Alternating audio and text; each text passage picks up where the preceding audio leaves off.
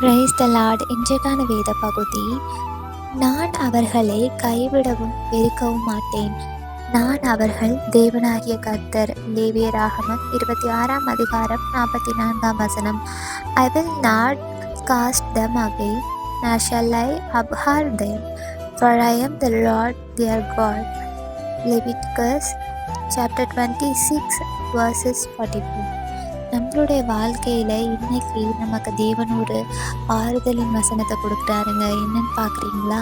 அவர் நம்மளை ஒருபோதும் கைவிடவும் மாட்டார், வெறுக்கவும் மாட்டார் அப்படின்னு சொல்லி அவர் வாயிலிருந்தே நமக்கு சொல்கிறாருங்க.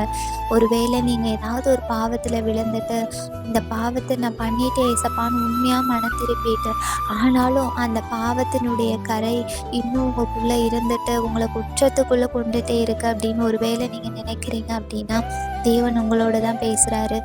மகளே மகனே, நீ எவ்வளோ பெரிய பாவம் பண்ணியிருந்தாலும் நீ உண்மையாய் மனம் திரும்பும் பொழுது நான் உன்னுடைய பாவத்தை திரும்ப நினைக்க மாட்டேன், நான் உன்னை வெறுக்க மாட்டேன், உன்னை நான் கைவிட மாட்டேன் அப்படின்னு சொல்கிறாருங்க. ஒருவேளை நீங்கள் அப்படிப்பட்ட சூழ்நிலை இருந்தீங்க அப்படின்னா, இன்னைக்கு தேவன் உங்கள் கூட தான் பேசுகிறாருங்க.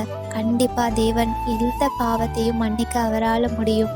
நமக்குள்ள அந்த பாவத்தின் குற்றம் நமக்குள்ளே இருந்ததுன்னா இன்றைக்கே நம்ம அறிக்கையிட்டு திரும்ப அதை நினைக்காதபடி பிசாசானவன் நமக்கு அப்படி நினைப்பூட்டுவாங்க. ஆனால் நம்ம அதற்கு இடம் கொடுக்காதபடி அந்த பாவத்தை முழுமையாக விட்டுட்டு தேவன்கிட்ட போகும் பொழுது திரும்ப ஏசப்பா சொல்லுவார், நீ அந்த பாவத்தை பண்ணியா அப்படின்னு கேட்குற அளவுக்கு அவர் அந்த பாவத்தையே மறந்துடுவாருங்க. ஆனால் நம்ம ஒன்று தான் பண்ணணும். உண்மையாய் நம்ம மனம் திரும்பி அவர் கூட இருக்கும் பொழுது அவர் நம்ம எவ்வளோ பெரிய பாவம் பண்ணியிருந்தாலும் தேவன் அதை மன்னித்து நம்மளை வெறுக்காமல் எப்போவுமே கைவிடாமல் நம்மளை காக்கிற தேவனாக இருக்கிறாருங்க. அன்புள்ள தகப்பனே, நீர் கொடுத்த இந்த நல்ல வார்த்தைக்கு நன்றி. ஆம்ராஜா, எங்கள் வாழ்க்கையில் எவ்வளவோ பாவங்களை நாங்கள் பண்ணி கொண்டு இருக்கிறோம்.